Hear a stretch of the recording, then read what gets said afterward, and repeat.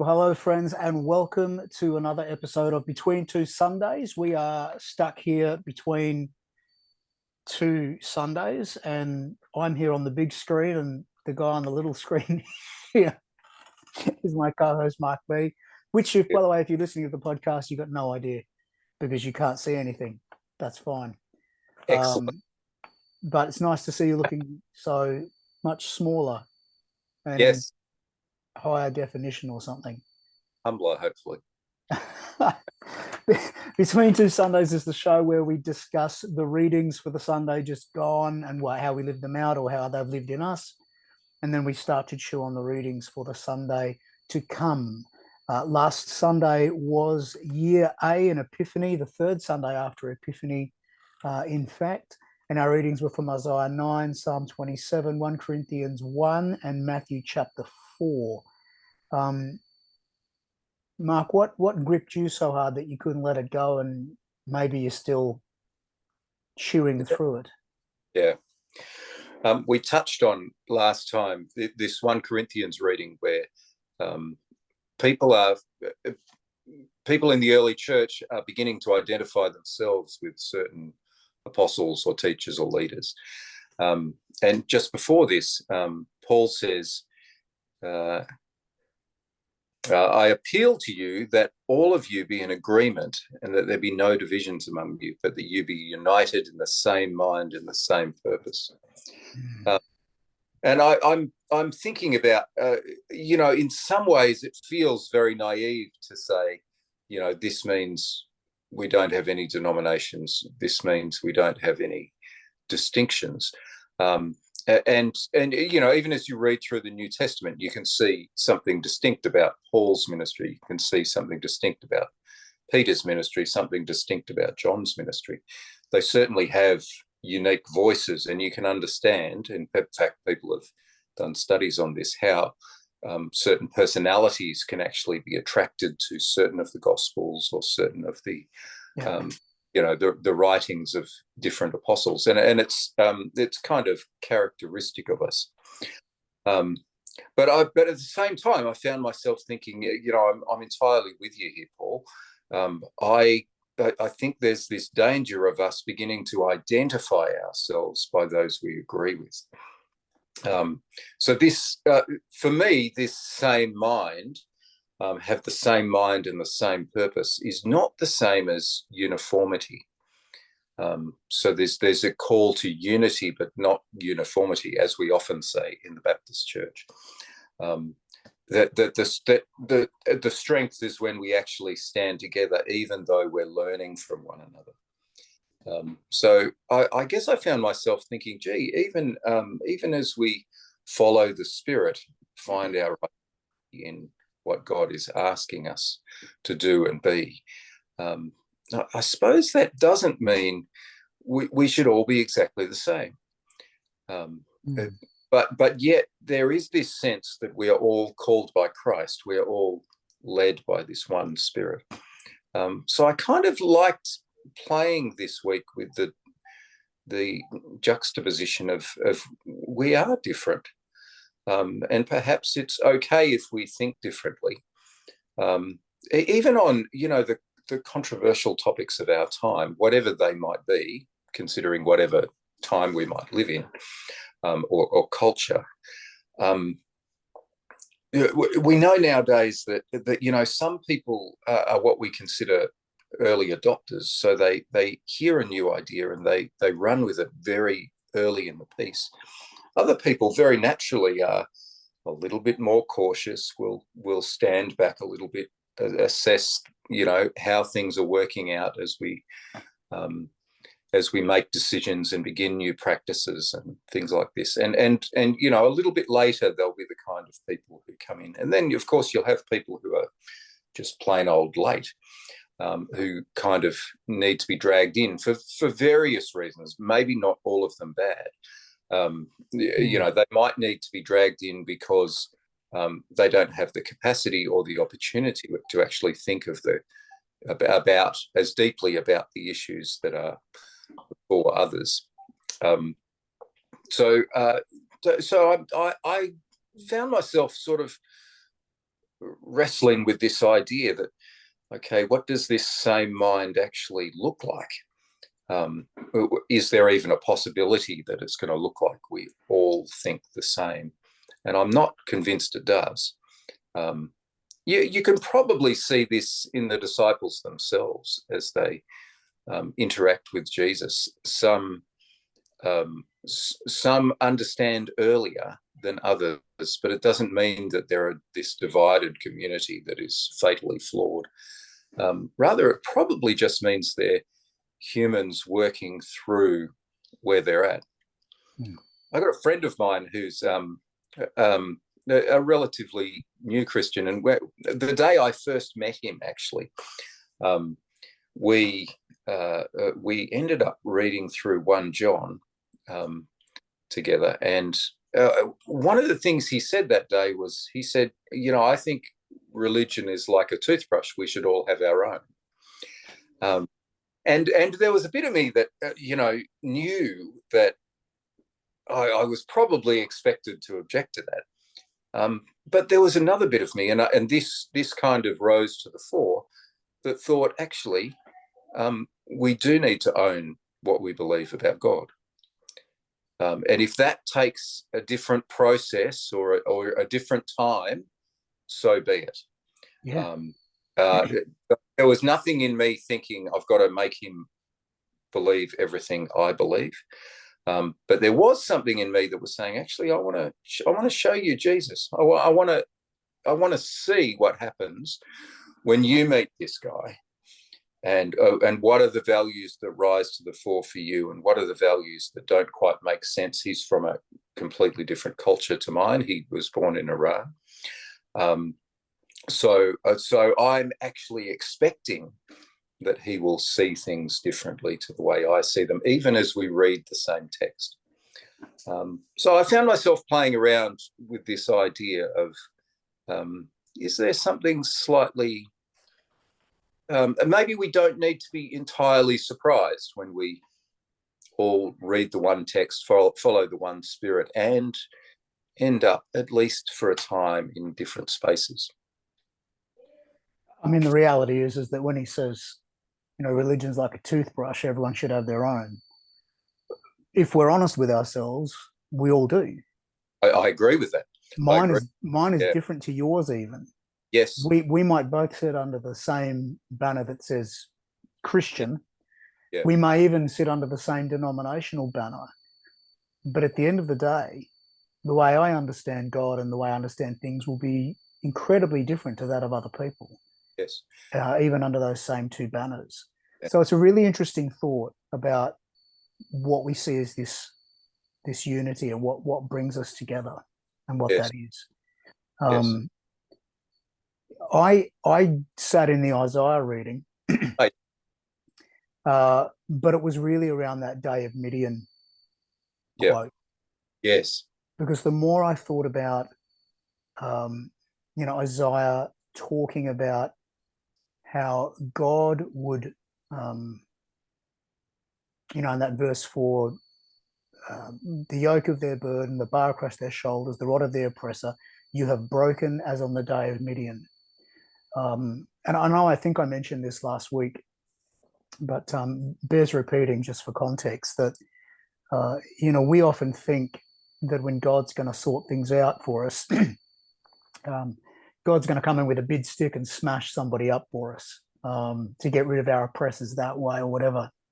Mm. But the story of what happened on the day of Midian is a completely different story. It comes out of Judges, and it's where Israel under Gideon won a battle with less soldiers than what they thought was possible, using absolutely no weapons, but doing so carrying clay jars that had lights inside them. And this is what Paul refers to when he talks about we have this in jars of clay. Yeah. And I really got to thinking about what that means, that I am a clay vessel and I'm carrying the light. What does that mean for me? What does it mean for my circumstances? How should I be thinking about how I'm walking through things, if I'm able to remind myself that I'm carrying this light in this earthen vessel, this jar of clay. And so it's a really interesting thing, because where I might want to go through times where I'm being oppressed by others, condemned by others, maligned by others, in a way that would hope to see me vindicated in a way that I guess human beings would want to see themselves vindicated. The way that God does the vindicating seems to be very different, at least as it's spoken about in this passage. How do I do this without bringing violence, without engaging in violence, without entering into a way that's outside of this kingdom's way of doing and being? And that takes a lot of effort, because we're so used to, we've been brought up in a world in which we're just told, don't, works like this, works like that. Just as an example, I even think about, having, worked in schools predominantly most of my ministry life, and the subject of bullying comes up all the time among students. And some places are better than others. But the way that a Christian school might treat the subject of bullying really doesn't look all that different from the way a non-Christian school would treat the subject of bullying and the topic of bullying and the way that they deal with bullying. And I'm not saying that the way that schools deal with bullying is violent, but I am thinking, what would that look like if I was to approach that issue as a jar of clay that's carrying light? And so it's even just simple things like that. What does my marriage look like? If I remember, as I walk through life with my wife, that I am and she is, we're both jars of clay carrying light. How do we deal with the hard stuff if that's who we are and what we carry? And so it was a really interesting time of contemplating these various ideas, and still other various ideas coming from that angle. And it really does come back to, and we talked about this a lot last week, this, in that Corinthians passage again, this foolishness of the preaching of the gospel. And we talk about that again today because it flows on. And also the whole upside down kingdom that we have to remind ourselves is very different to the world in which we grew up in. And yet this is the way of being and doing that Jesus calls us to embrace as part of our discipleship. So it's been a really interesting chew on those things for me, and what that might mean. Really interesting flip side to what you're saying there. What happens in a relationship where I realize that I'm a jar of clay with light in it? But how does our approach to things change when I also realize I'm dealing with a fragile jar of clay where the light of Christ resides? Yes. How does that change my approach to myself, but also to others?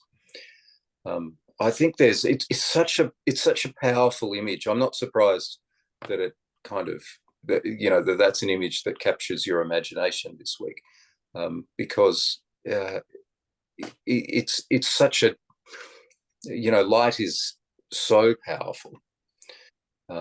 Yet this idea of a jar of clay is so fragile. Yeah, but that's a beautiful juxtaposition. And oxymoron in many ways, the way the two fit together. Yeah, very much so. And yet so powerful as we follow the life of the incarnated one, God in the flesh.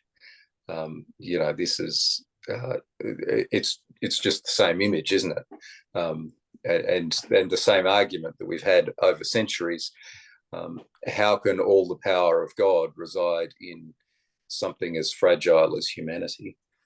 So there you have, exactly the same image, and that is so central to the way you and I, at least, begin to understand the gospel, the incarnation, constantly coming back here. Absolutely. And it is this juxtaposition, it is this holding together of two things that seem impossible to hold together. This is heaven and earth held together as well. It's that same image, fragility and enormous beyond our imagining power. Yeah. That was last week. Now we've got this week to deal with. So we are still in year A. We're going to be in year A for a while. It's the season of Epiphany, and this is the fourth Sunday after the Epiphany. And the readings this week are Micah chapter 6, verses 1 to 8, Psalm 15, 1 Corinthians chapter 1, verses 18 to 31, and Matthew chapter 5, verses 1 to 12. Of course, all of the readings are listed in the show notes, which are down below if you're watching on YouTube, or in the notes that you'll find where you found this episode on your podcast reader of choice. If the links are working, they'll take you to the Vanderbilt Library's lectionary resource. If not, go to lectionary.library.vanderbilt.edu, and you'll find not just the readings there, but some wonderful resources that you might want to utilize if you're preparing a PowerPoint or some sort of handouts or something for this coming Sunday or any coming Sunday, because the whole year's there in advance. It's a fantastic resource that we don't get paid to promote. Dang it. Now, let's just kick off from Micah. Why not? Yeah, absolutely. Probably one of the most oft quoted passages, at least verse 8. Yeah. I do wonder how many people have read the 7 verses that are just before it and understand the true, weight of this: do justice, love mercy, and walk humbly with your God.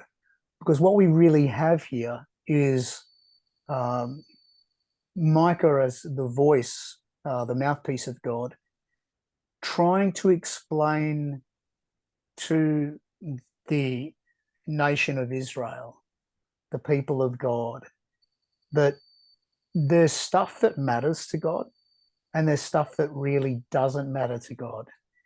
And while Israel seems to be all looped up in verse 7, trying to please God with thousands of rams and 10,000 rivers of oil, or bringing their firstborn, or giving the fruit of their body, which is really stretching into what the other nations were doing.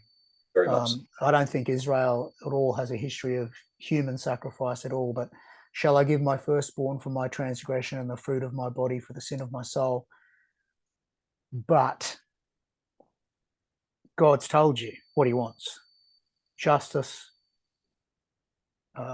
kindness, and humility, or justice, mercy, and humility, depending on the translation. And it's a huge reminder of what I think is a recurring theme in this week's readings, and that is, we've talked about this before, this ridiculous, offensive grace of God, that there's this human tendency to have to try and buy our way in. But God says, no, that's not what I want. I just want you to live well, and in a way that, continues to share this living well with others, which I guess we would call extending love.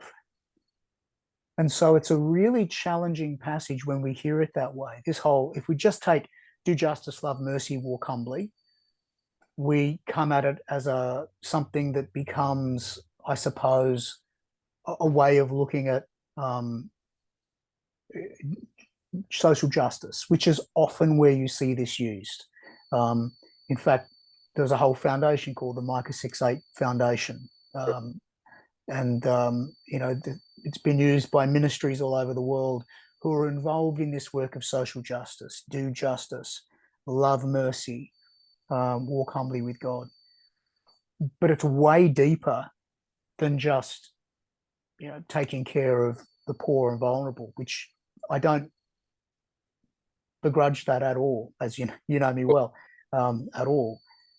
But what it does is it goes deeper into how we not just treat other people, but how we see our relationship with God.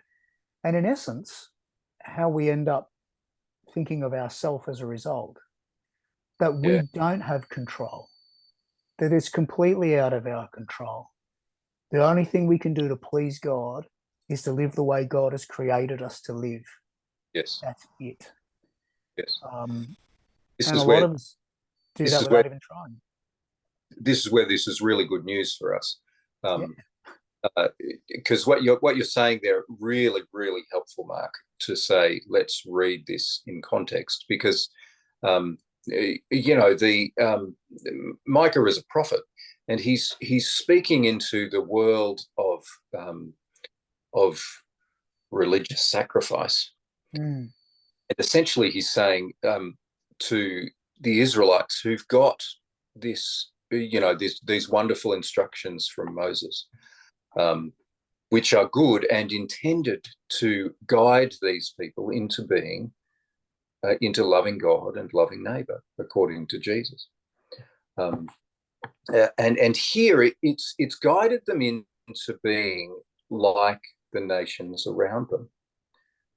It's guided them into thinking of God as one who needs a sacrifice, which is, I would suggest, and I think this is pretty fair, as soon as you need to offer a sacrifice, I think you're looking at an idol. And even though kind of the language of sacrifice is often used around the way we live, even in the New Testament, it is just asking us to be who we are.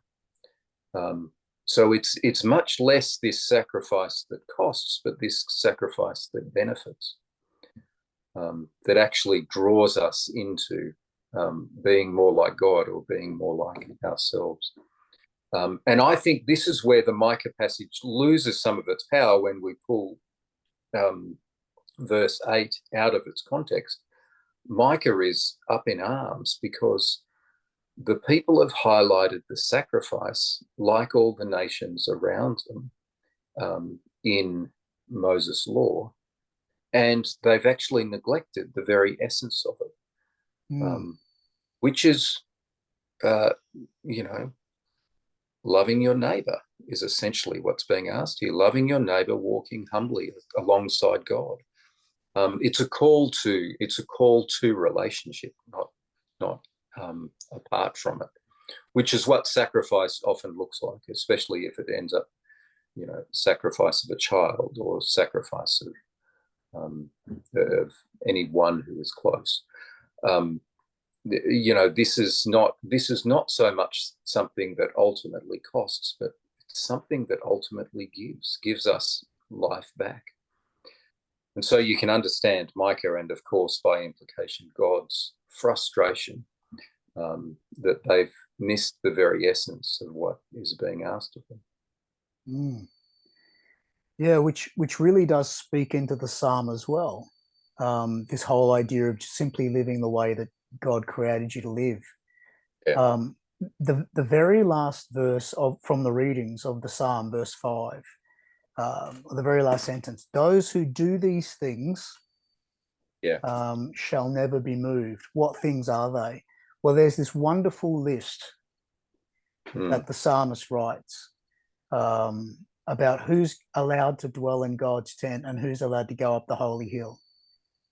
And basically it says someone who does what's right, speaks the truth, doesn't slander, doesn't do evil, doesn't take up reproach, who honor and fear the Lord, stand by their oaths, don't lend money at interest, don't take a bribe. And the whole list starts with this word as a sort of a covering for it, those who walk blamelessly. Now, the Hebrew word there, I read this word and I went, what? That's a standout for me. I need to check this out. So the word is tamim in the Hebrew, and it means not blamelessly in the sense of perfectly, but it means blamelessly as in the sense of innocently. And this is a Right. really important distinction, Yes. because if we read this as a list of things where we need to be blameless in the sense of perfect before God, then we have to be perfect at doing all these things before we can abide in the tent of God and before we can dwell on God's holy hill. But that's not what the word means. The word is talking about innocence. Mm. That's the blameless it talks about, i.e., living in a way that no one can lay blame. And when we read this list, if we're thinking of blamelessly as mean we need to live perfectly, it looks like an impossible list to live up to. But when we think about it as blamelessly, as in to live innocently, so that no one can lay blame on us, if you look at the list again, it's actually not all that difficult.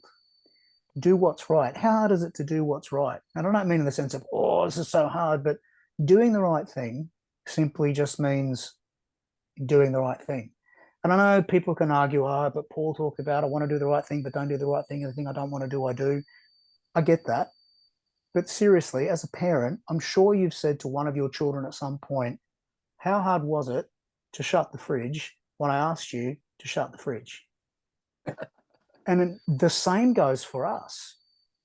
How hard is it for you to not call your brother an idiot? It just means shutting up. And yeah, the impulses are there. I get that, but it's actually not hard. It's not hard. And if you read the rest of the list, it follows along those same lines. They're actually not things that are difficult to do. They are things that are simply a part of living as we should. And it takes a little bit of humility, walking humbly with your God, if you want to hearken back to the Hebrew scriptures reading in Micah. But it means taking on that humility and living this out.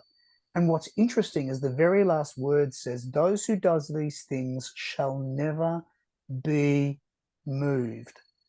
Why will you never be moved? Because no one will have anything on you. They will have no leverage with which to move you.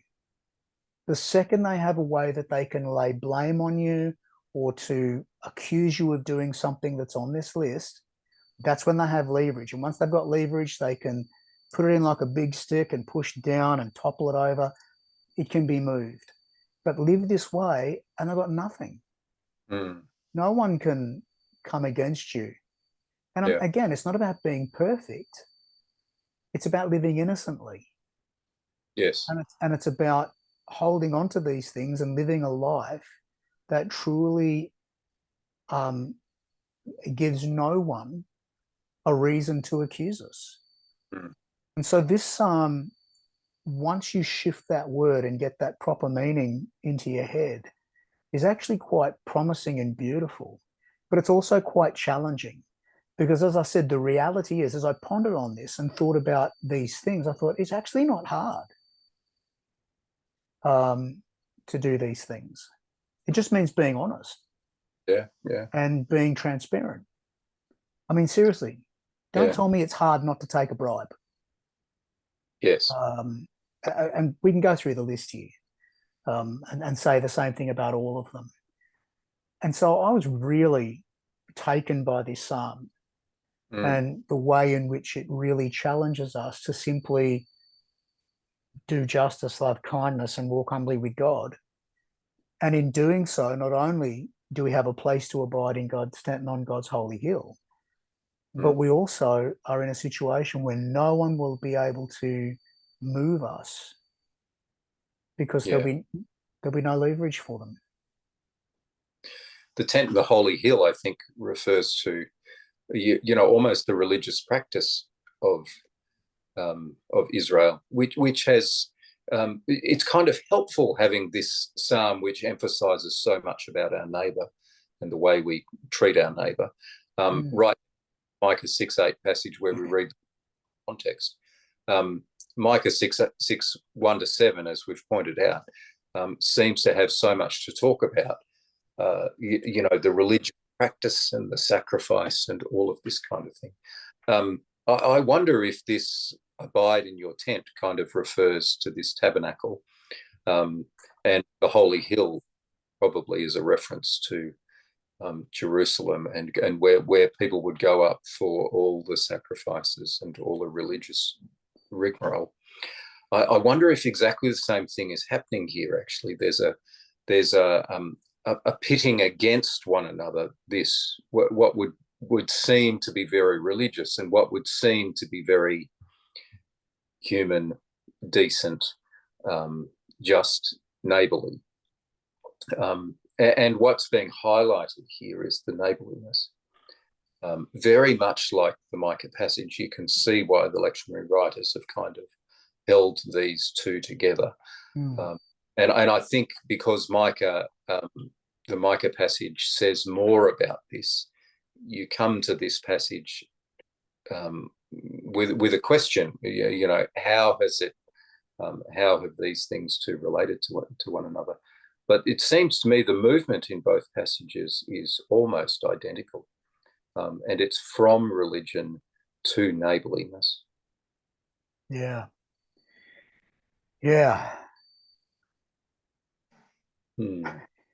Corinthians? Yeah, let's have a look at the foolishness of the message of the cross. I found myself sitting around verse 22 and 23 and then 27. So the Jews demand a sign and the Greeks desire wisdom, but we proclaim Christ crucified, a stumbling block to the Jews because it's not much of a sign, and foolishness to the Gentiles because it doesn't seem very wise. And so in verse 24, though, but those who are called both Jew and Greeks, Christ is the power of God and the wisdom of God. So you've got this way of seeing them that helps you say, no matter who you are, there's something about this God and this Christ that's going to be different to the way that you would have expected things to turn out. And what's interesting about that is that if you continue on to verse 27, Paul writes, but God chose what is foolish in the world to shame the wise. God chose what is weak in the world to shame the strong. How do those things, how does the foolish shame the wise, and how does the weak shame the strong, and why would they have been chosen? Well, my thesis is, and this will come up when we discuss the Matthew passage, but my thesis is that they actually, the foolish and the weak have got nothing else except God.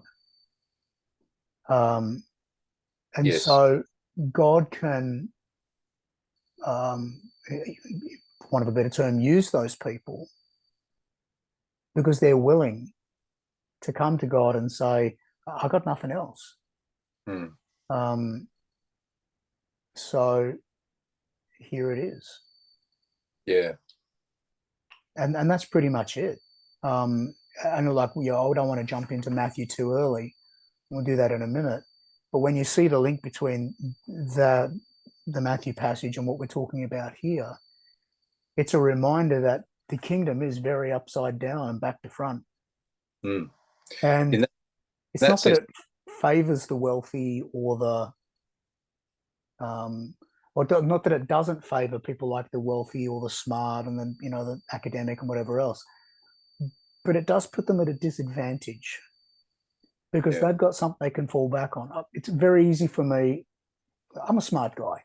I can fall back on my knowledge. That's probably part of the problem.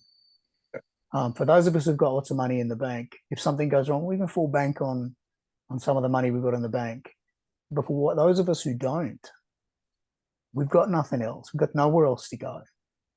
And you can go to many places all over the world and meet people who, have got nothing.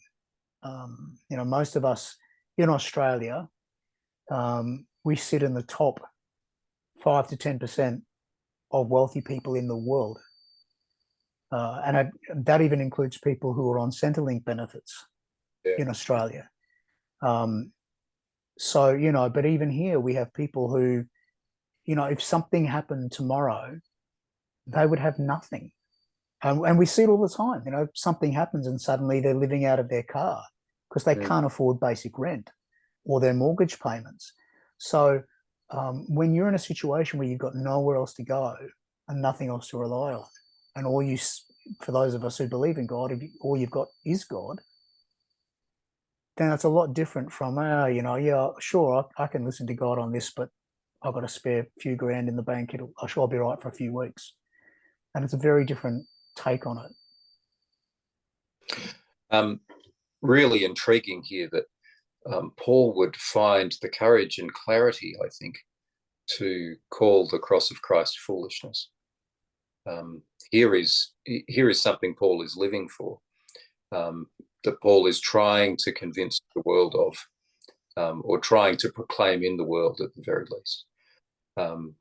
And here he finds this, I think, courage to actually recognize that this looks crazy to all those around, perhaps especially to those who have the wisdom and claim the signs as their own, who, like you say, this will be their fallback position. This will be the idol that keeps them from actually seeing the humanity of God, this graciousness, this humility. This collection of signs, I think this looks very religious, and certainly of wisdom and understanding to the Greek world was very religious. This is us trying to bolster ourselves up. Yeah. And it's very hard to see when you live and benefit from the fruit of that bolstering. Yet here we have Paul insisting that there are ones from within this Jewish world of Jesus' time, of Paul's time, and there are ones within the Greek world of the time who are actually seeing through, because they're not invested in these things. They are able to see through them and recognize the wisdom of Christ, of Christ crucified. This is it's actually an extraordinary moment that should hopefully give us courage to proclaim this this gospel of ours, even though I think, even in the culture you and I live in, this looks pretty crazy. This looks like an insane way to begin to live, to follow in such footsteps. I think it looks like foolishness in our context as well. Yeah. Here is a remarkable promise almost or observation by Paul. Actually, there are people within these signs and wisdom systems that are seeing through it all and looking for something different. Yeah. There's what stood out to me too, and I think this is what really linked it for me to the Matthew reading, which is the Beatitudes, was that two things. One, Paul, and for that case, Micah and the psalmist and Jesus, and this, I guess, is really all coming together, are calling people to an unconventional way of being. Jews were used to saying, well, let's see the sign. Gentiles were used to saying, let's hear the wisdom, the academic, particularly wisdom of this. But in both cases, there is a sense of relinquishing control. You can't have a sign that you like, and you're not going to get wisdom. You're going to get something that looks foolish, but this is going to be the deal. It's going to look like a crazy sign, Yeah. and it's going to look like foolishness. Yes. But it works. It's upside down. It's back to front. That's the kingdom of heaven. That's the kingdom of God, the realm of God. And so when we get to the list of the Beatitudes, we can start to see really what Jesus is calling us to through these virtues. But what's really important is that we understand that when Jesus uses the word blessed, he's not talking about happiness. He's not talking about having favor lumped on, in the sense of, here's some money, oh, I'm blessed. Got a house, I'm blessed. Bought a new car, I'm blessed. We see that stuff getting around everywhere. Found a car park, oh, I'm blessed. On Christmas, close to the entrance, oh, I'm blessed. That's not, when we read these, blessed are the poor in spirit, blessed are those who mourn, blessed are the meek, happy are those who mourn. What's Jesus saying here? Well, that's not what he's saying. The word blessed here is talking about bestowed grace. And this list of attitudes, the Beatitudes, is really the reality that God cannot be manipulated, and that God's kingdom looks very different from the kingdom of the world. So that when we're talking about, blessed are the poor in spirit, this is a proclamation that if you think that by puffing yourself up and pridefully suggesting that your spiritual being is in the best way possible, that's not going to do any good for anybody. If you are going to live in a way where you're going to pretend that everything's great in the world and not hunger and thirst after justice for those around us, well, there's nothing to be gained from that. Accepting that some parts of our world are crappy is a part of the deal, as is the stuff there that's healthy and good. But the point is that you don't have to look perfect, be perfect, have everything, all the, ducks lined up, I's dotted, T's crossed. Like the psalmist, Jesus is saying here, it's completely out of your control, because God is going to bring blessings on you anyway. And what's interesting is that if you read Luke's version of the Beatitudes, Jesus in Luke's version goes a step further and doesn't just say, blessed are the poor in spirit, those who mourn, those who are meek, hunger, merciful, pure in heart, peacemakers, all the things that the world thought, this to be peacemakers. No, we need to be the vindicators. We need to be the bearers of the sword of truth, and all that. But then he goes on to with a whole bunch of cursed. Cursed are you who have wealth. Yes. And so on. And so it's a really interesting call to what it means to be blessed, and who is blessed, and why we're blessed. And when we understand that, really, again, the theme here seems to be there's this unconventional way of being and doing in the world called the kingdom of God. And at the core of that kingdom of God is realizing that there's nothing we can do except accept it, if that makes sense. And that really irks us, because we have to earn it and prove it and own it and know everything about it and all that other stuff. Whereas Jesus says, no, you don't. Just accept it. Yeah. And that's what belief in Jesus means. Yes. This is one of the beautiful things about the Beatitudes and where they sit in the Gospel of Matthew. We've certainly seen evidence of the kingdom, but this is the first time Jesus sits down and begins to teach about it. Yeah. And it's not really statements about God.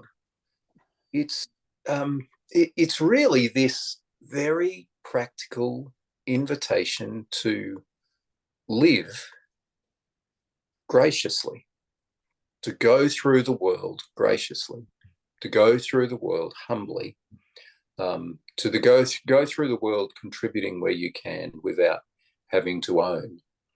I was on a little chat thing this week, and read about someone who's beginning to ask questions about, what kind of statement what might we have that holds our various communities together.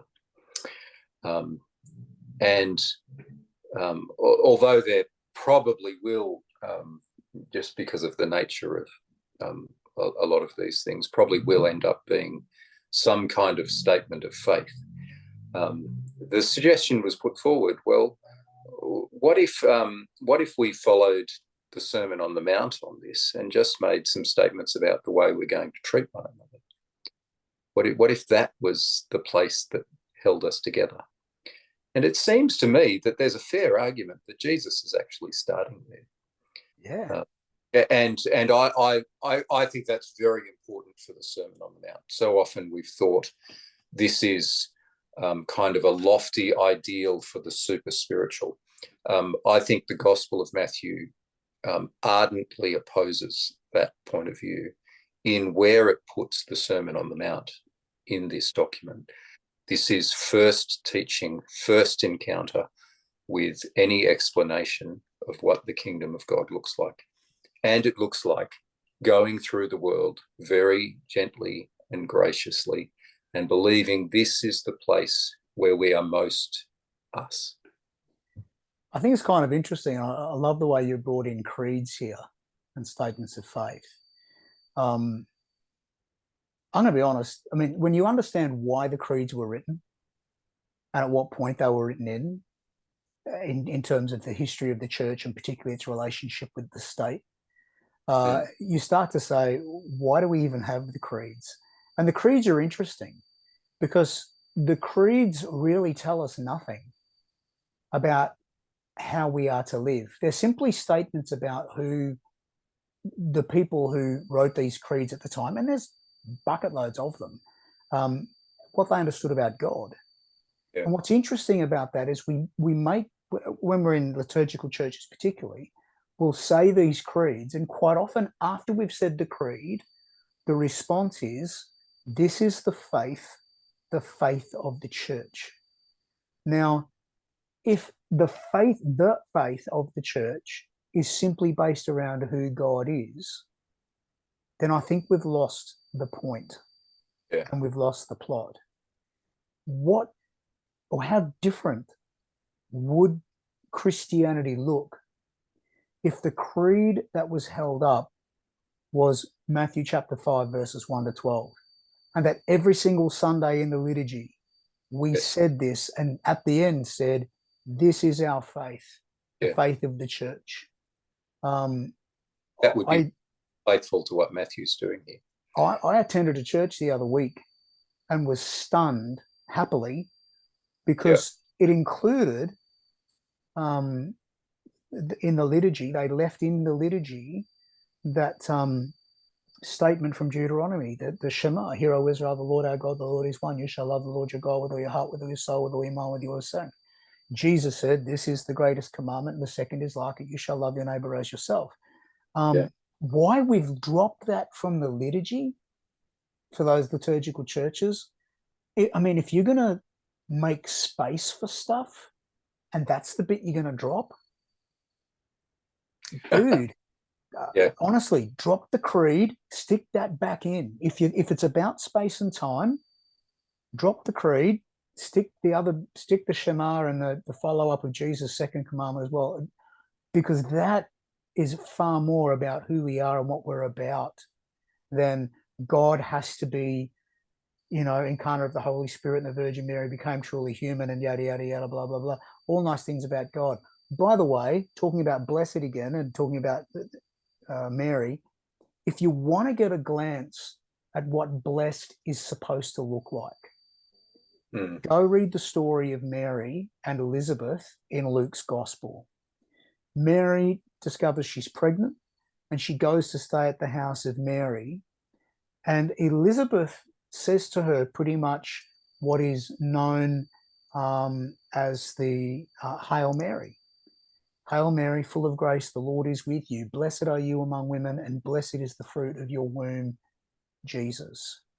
And when we understand that Elizabeth's words aren't saying to Mary, oh, everyone's going to lift you up and think you're amazing and think you're wonderful. I mean, how's that to say to somebody, everyone's going to think you're amazing because you're giving birth to Jesus? What a typically human thing to say. But when we understand what blessedness is, this bestowed grace from God, changes everything. Elizabeth's words take on a whole new power. And then when you go on to read the Song of Mary, the Magnificat, which follows that in Luke's Gospel, where Mary herself says, all generations will call me blessed. She's not saying everyone's going to think I'm amazing. Everyone's going to think I rock. Everyone's going to put pictures of me on the wall and statues of me in the garden. Not that there's anything wrong with that. If you want to live like somebody, I can think of worse people to look up to than Mary. But that's not what she's doing. What she's doing is she's being grateful and extending this gratitude and prayer of thankfulness that God has bestowed this grace, this undeserved favor on her.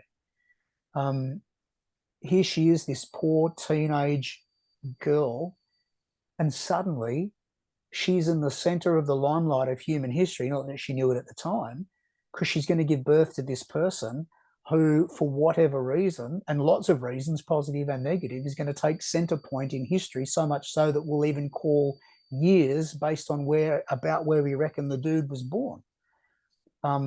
So this blessed, if you want to really understand it, have a look at those stories in Luke's Gospel and really reflect on this idea that blessedness is a situation where God can't be manipulated and God's kingdom is upside down and very different from anything that we seem to know or understand.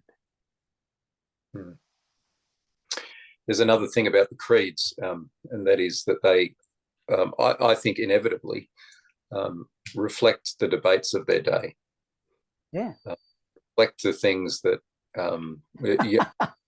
perhaps where the church is growing, to put it positively, but also where the church is fighting itself,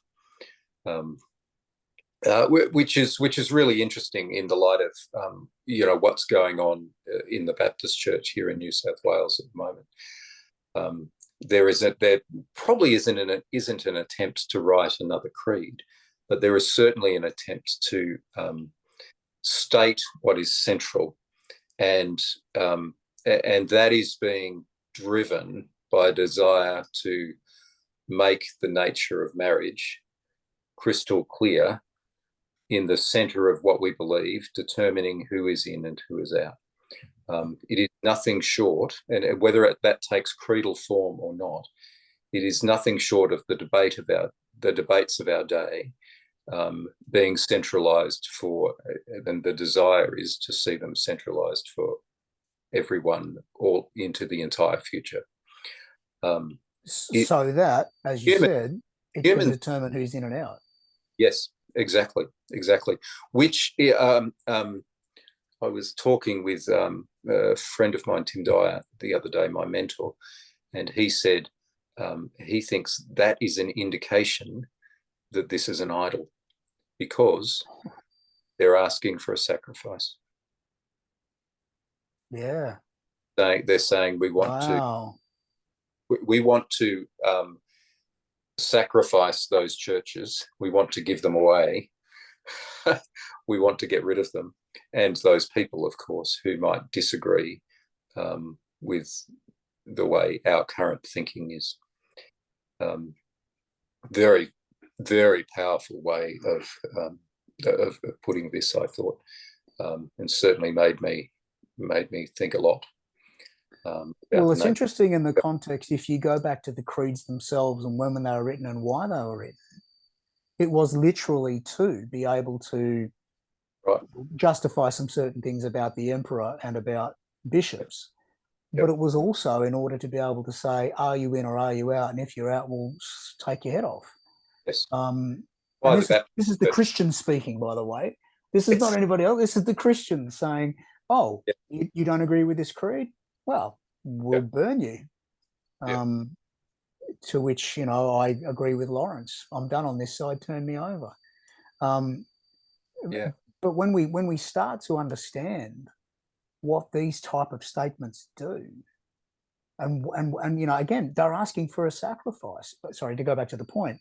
So these creeds are written so that something can be sacrificed. Yes, they are. Someone can be sacrificed and be justified. Yes, and they can justify the sacrifice. That's exactly right. Which takes us back to that Micah passage. Yes, really. Yeah. This is why bishops went so far from the core of Rome into the very fringes of the Roman world up in Scotland, to persecute the bishops there, and came back, made statements, argued these creeds, made sure these things were central in order that they could go and get rid of these radical ministries. Yeah, exactly. Sobering sort of language to put this in, sacrifice, especially if you begin to hold the nature of that sacrifice alongside idolatry. I think you find this, it's kind of a fruitful way of language to hold around a lot of church practices, and especially around the creedal, the nature of the way we have used creeds in the past. Yeah. The Baptist Church at its best, I believe, has not been creedal. It's actually, at its core, it's defended the right of people to explore Scripture and continue to explore Scripture and come to their own conclusions. Upholding the independence of thought, the right to think our own thoughts and come to our own conclusions. At the same time, emphasizing the fact that the Spirit of God speaks through all of us, which is interesting because I think that the only conclusion you can come to there is not only that I need to speak what I believe, but also that I am compelled to listen to what others believe. Yes, it's a two-way street. Yes. So if you believe that the Spirit of God speaks through all, then you are not only called to be one who speaks your mind, you are also one who listens to the mind of others. Fourth Sunday after Epiphany. Certainly a lot in those readings. We are interested in knowing what you're thinking as well. Please send us an email at between2sundays@gmail.com. Drop in on the comments at Mark's website, barefootfollower.life. Drop in at Instagram at monkindocs, and drop me a direct message. All the links are in the show notes or on the link tree that's at the bottom of those show notes. But let us know what you're thinking. What did you hear? What did you see? What have you experienced through your reflection on these readings? And let's grow together. Fourth Sunday after Epiphany, the readings were Micah 6 verses 1 to 8, Psalm 15, 1 Corinthians 1 verses 18 to 31, and Matthew chapter 5 verses 1 to 12. Thank you, my friend. Great to see you, mate. You too, buddy. And we'll look forward to seeing you all next week for another Between Two Sundays. Until then, bye for now. See ya.